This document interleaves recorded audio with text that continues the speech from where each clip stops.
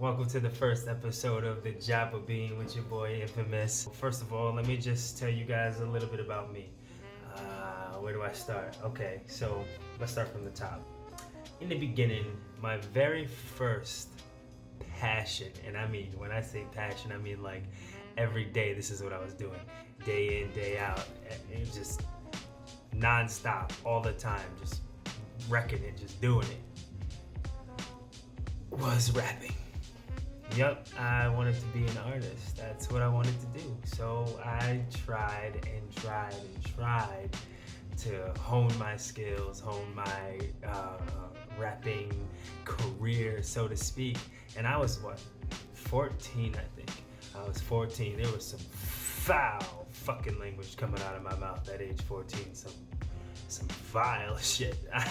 I don't know. I wasn't one of those kids who had a horrible upbringing or didn't really have good support in my family or anything like that. No. I wasn't one of those kids, but you would definitely fucking think I was from the type of shit that I was saying in my lyrics. So yeah, so that's what I was doing from about age 14 to about like 18.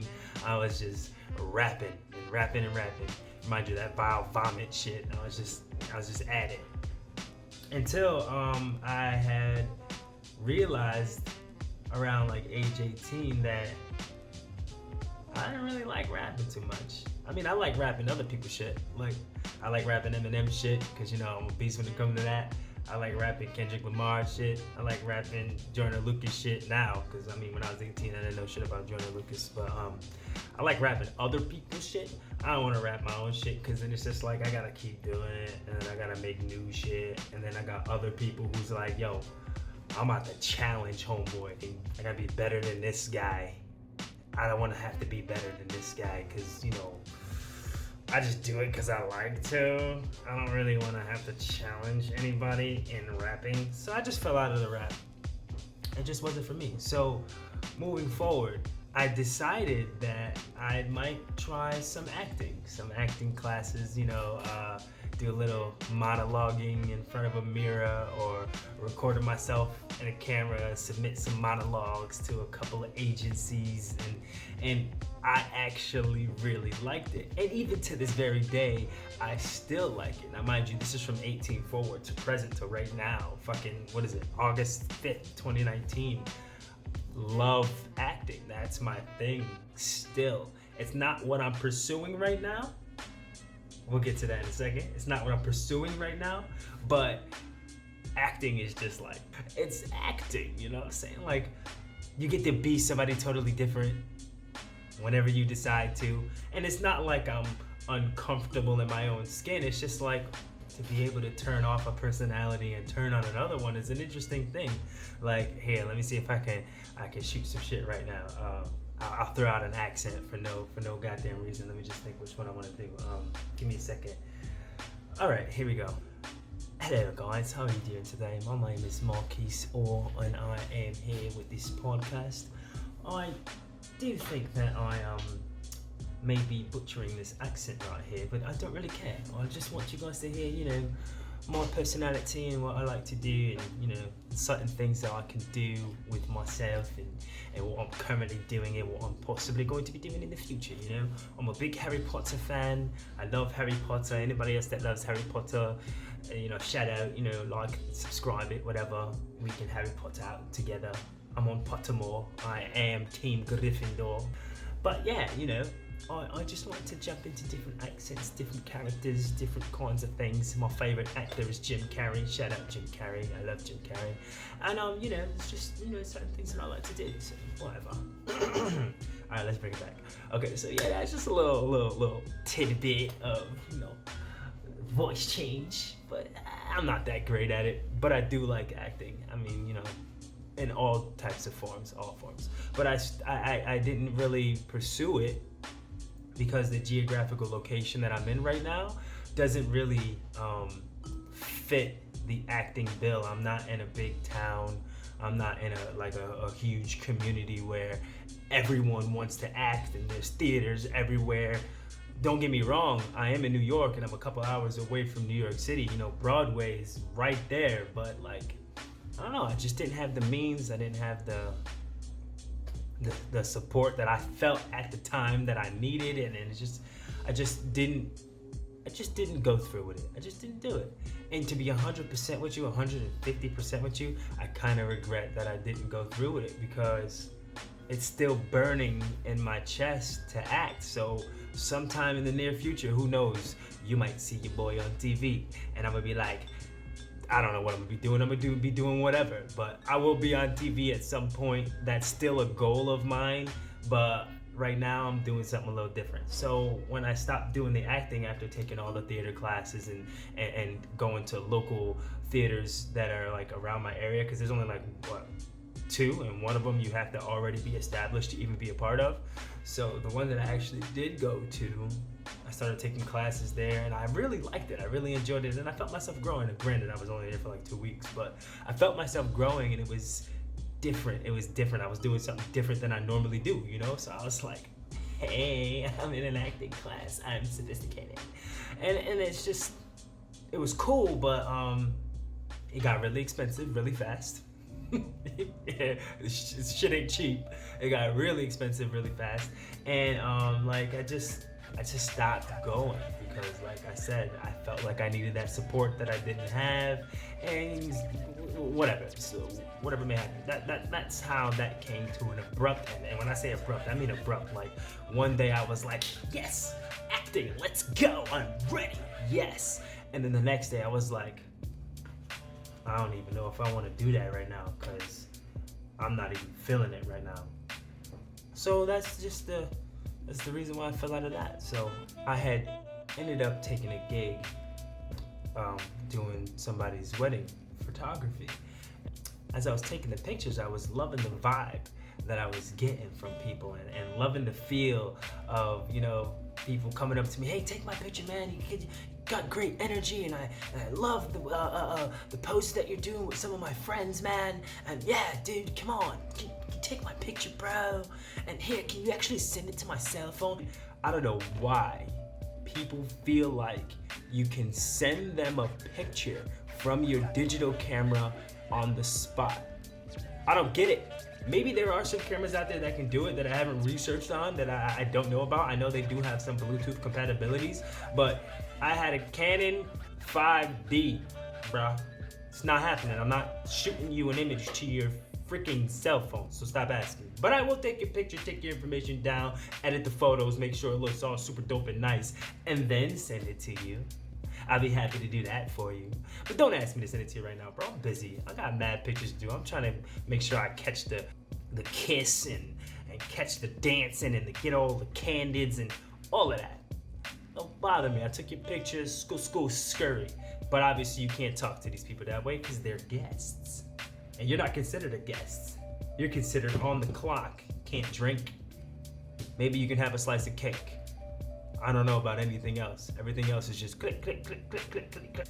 But I love doing it, so I liked it. So I was like, you know what? Maybe I should get a job. Maybe I should get a job doing photography. So I ended up filling out an application to a local photography spot out here, and I absolutely loved it.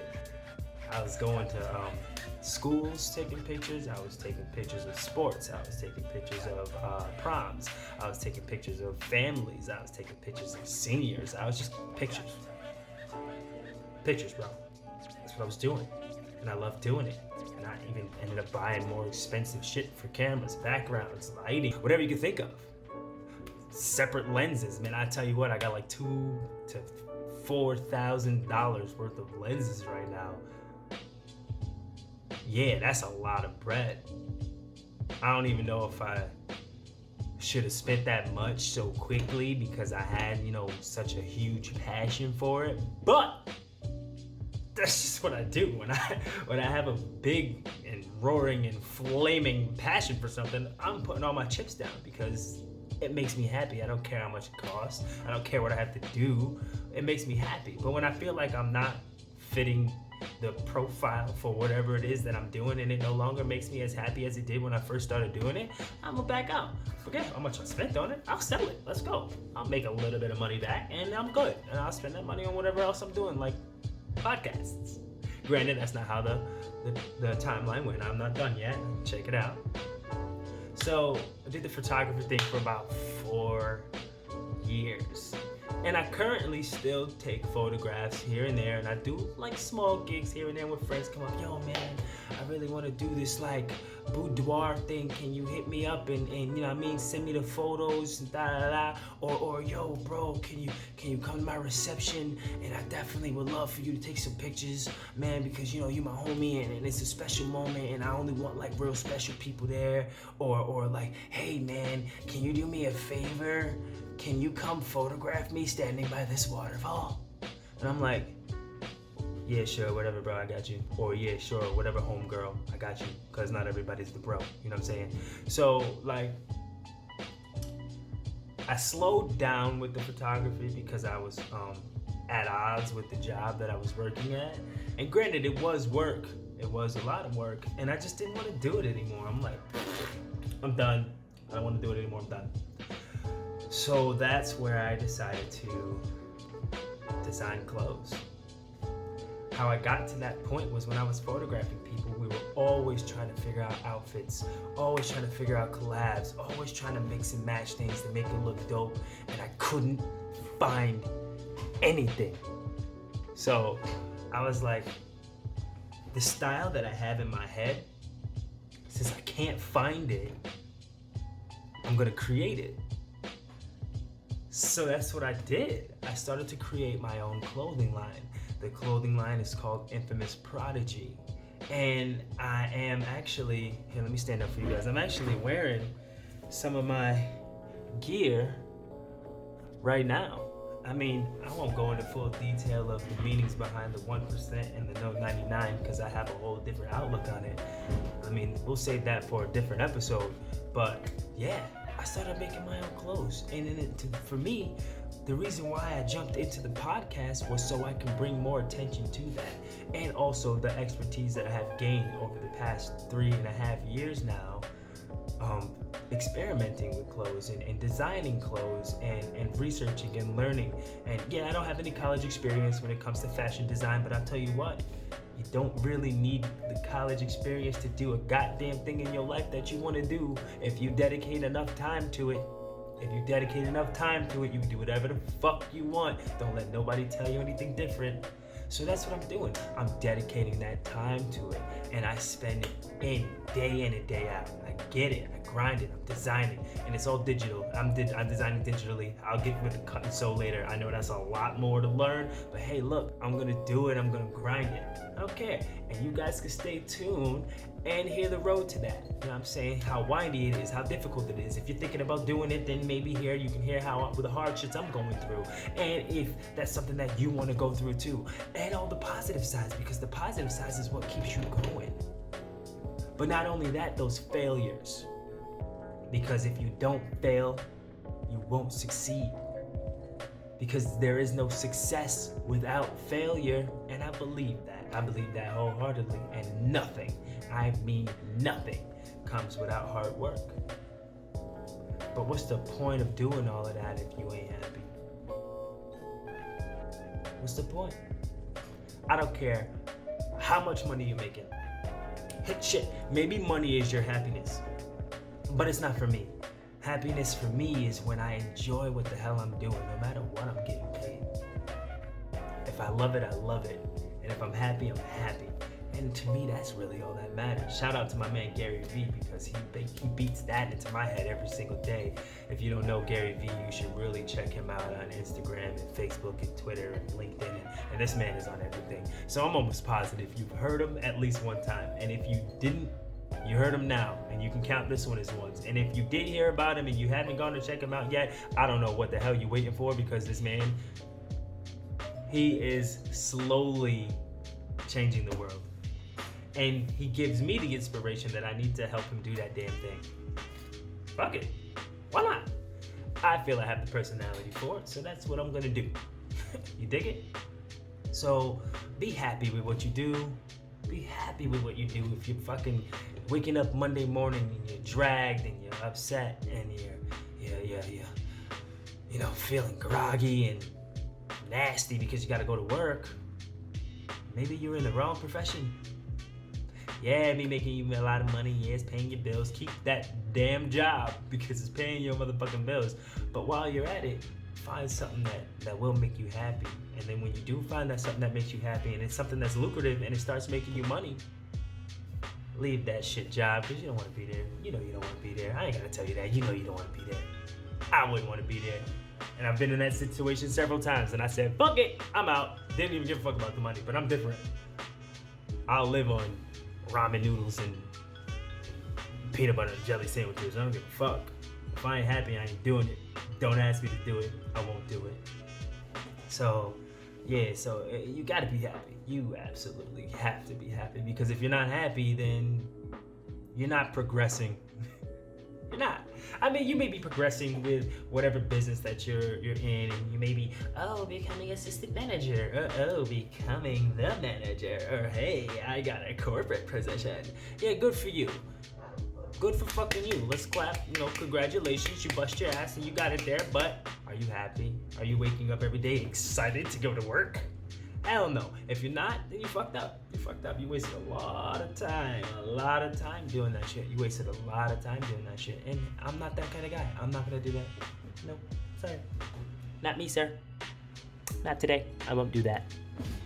I won't do that. So,